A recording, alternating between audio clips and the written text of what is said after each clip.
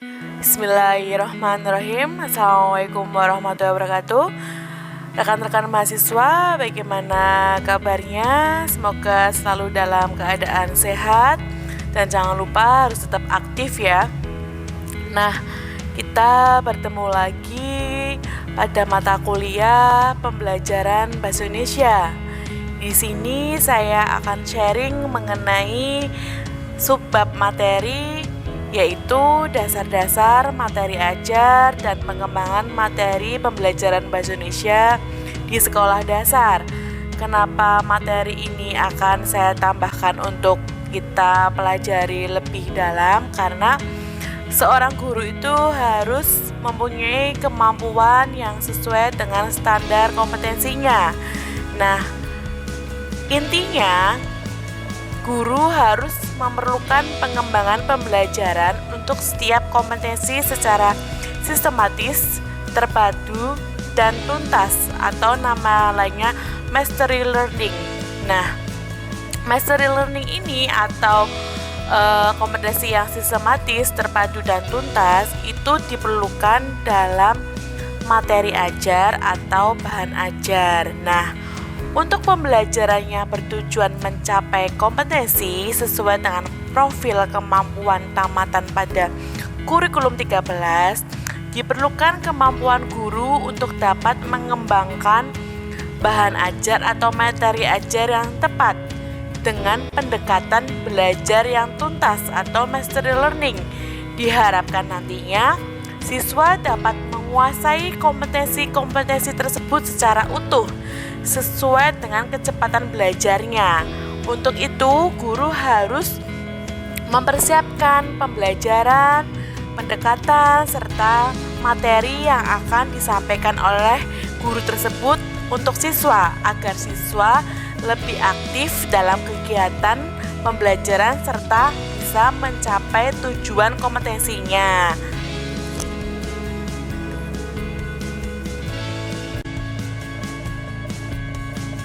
Nah, selanjutnya kita ke pengertian konsep dasar materi ajar. Nah, konsep dasar materi ajar ini kita harus tahu terlebih dahulu ya, bahwa kemampuan mengetahui konsep dasar materi ajar merupakan kemampuan yang sangat penting bagi guru untuk dikembangkan. Kenapa sangat penting dikembangkan? Karena ini merupakan proses adaptasi sendiri bagi guru, karena guru sendiri harus menjadikan buku tersebut lebih bermutu atau bahan ajar tersebut lebih baik untuk diberikan oleh siswanya dan menjadikan materi itu sebagai sumber acuan untuk mengajar yang bagus atau yang lebih baik. Nah, di sini bahan ajar atau materi pembelajar atau disebut instructional materials itu adalah di dalamnya terdapat pengetahuan, keterampilan, serta sikap yang harus dipelajari oleh siswa atau peserta didik. Nah, dalam rangka apa? Dalam rangka untuk mengambil nilai dari nilai pengetahuan, keterampilan, sikap, dan nilai sosial. Nah, itu sangat penting untuk kegiatan di kurikulum 13.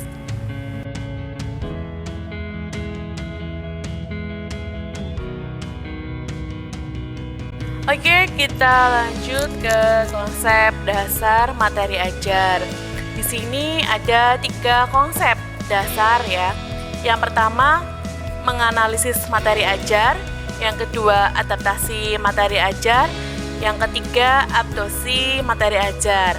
Ya, yang pertama saya akan menerangkan mengenai menganalisis materi ajar. Kenapa menganalisis materi ajar ini sangat penting untuk pembelajaran atau di KBM? Karena kita harus mengevaluasi terlebih dahulu apakah materi ajar ini cocok untuk kebutuhan peserta didik.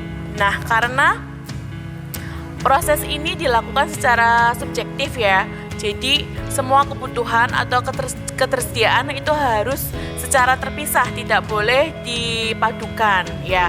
Karena kenapa? Kebutuhan setiap peserta didik itu pasti berbeda-beda. Nah, setelah analisisnya terakhir, kita pilih mana yang harus kita butuhkan untuk peserta didik. Nah, ini tergantung pada gurunya, apakah guru tersebut materi tersebut dianggap penting, harus kita angkat. Begitu pula materi-materi yang lain yang akan disisipkan untuk tujuan menuju kompetensi yang lebih baik dari yang lainnya, seperti itu. Oke, yang kedua ada adaptasi materi ajar. Nah, jadi adaptasi materi ajar ini dibuat untuk perubahan materi yang sudah ada dalam rangka memperbaiki materi yang sudah ada untuk dicocokkan yang lebih baik untuk keterampilan bagi guru untuk dikembangkan. Kenapa proses ini harus ada adaptasi? Karena guru itu harus penyesuaian dengan yang lebih personal, atau sebuah sumber mengajar itu harus lebih baik ya. Jadi bagi siswa ini sangat penting karena adaptasi materi ajar itu berlangsung secara sejalan dan guru akan paham apa yang akan dikembangkan. Oke, yang ketiga ada adopsi materi ajar. Nah, di sini kita sebagai guru harus mencocokkan juga apakah materi ini diperlukan dalam proses pembelajaran. Nah, tujuannya untuk apa? Tujuannya untuk menjadikan acuan apakah materi tersebut sesuai dengan apa yang akan diterangkan oleh guru di dalam KBM. Nah, materi ajar itu perlu diadopsi sebelum digunakan untuk dijadikan evaluasi. Nah, semua ketiga konsep ini sangat penting untuk pengembangan dasar materi ajar.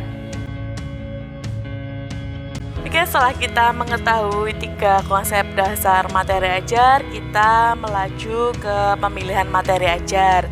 Nah, dalam hal ini kita harus memperhatikan landasan konseptual dan operasional. Kenapa sih kita sebagai seorang guru harus memperhatikan landasan konseptual dan operasional? Karena seyogyanya bahwa pendidik itu pada mata pelajaran bahasa Indonesia perlu mengetahui pengetahuan yang terdapat di dalam kompetensi dasarnya. Nah, di sini guru harus sewajarnya memahami kemampuannya, yaitu yang pertama harus mengenali, memilah untuk dimensi pengetahuannya pada setiap kompetensi dasar, terutama pada mata pelajaran bahasa Indonesia. Justru kalau kita tidak mampu mengenali, memahami, atau memilah pengetahuan di setiap KD, kita menjadi tidak wajar ya, karena kita akan dipertanyakan kepada masyarakat atau orang tua profesionalitas kita sebagai pendidik. Nah, manfaatnya kenapa harus memperhatikan landasan konseptual dan operasional? Guru bisa lebih mudah untuk membuat indikator agar tercapai kompetensinya. Nah, itu untuk tujuan pembelajarnya. Yuk kita kenali lebih dekat tentang pemilihan materi ajar berdasarkan landasan konseptual dan operasional. Yang pertama diantaranya ada harus sesuai dengan tujuan pembelajaran ya. Karena kita kalau membuat RPP itu pasti harus ada tujuan pembelajarannya. Yang kedua, relevan dengan kebutuhan siswa. Tidak mungkin kita memberikan materi ajar yang tidak sesuai dengan kebutuhan siswa. Yang ketiga, kontekstual ya. Kontekstual itu pembelajaran yang berhubungan dengan kehidupan nyatanya siswa. Nah, itu sangat penting dan ini sudah pernah kita bahas dan kita sharing bersama. Yang keempat, harus sesuai dengan tingkat siswa. Tidak mungkin pelajaran kelas 3 kita harus dipelajari di kelas 2. Itu kan tidak sesuai dengan tingkatan siswa. Apalagi untuk pembelajaran bahasa Indonesia, kita harus membuat siswa itu lebih terampil dalam berbahasa. Yang kelima ada menarik ya. Kenapa harus menarik? Karena pembelajaran bahasa Indonesia itu tentunya guru harus kreatif agar siswa bisa berpikir kritis. Yang keenam, praktis. Ya memang pelajaran bahasa itu harus bisa diterima siswa agar siswa bisa berpikir secara kritis ya. Yang selanjutnya, yang ketujuh, menantang. Nah, biasanya nih seorang guru itu harus membuat inovasi-inovasi agar siswa itu tidak jenuh di dalam kelas. Bagaimana caranya? Ya kita harus lihat dulu landasannya harus konseptual dan operasional. Nah, Yang terakhir ada kaya aksi. Nah, kaya aksi itu kita bisa berkolaborasi antara guru dan siswa atau lingkungan sekitar untuk bisa mengkaitkan materi ajar yang sesuai dengan kebutuhan materi yang akan disampaikan.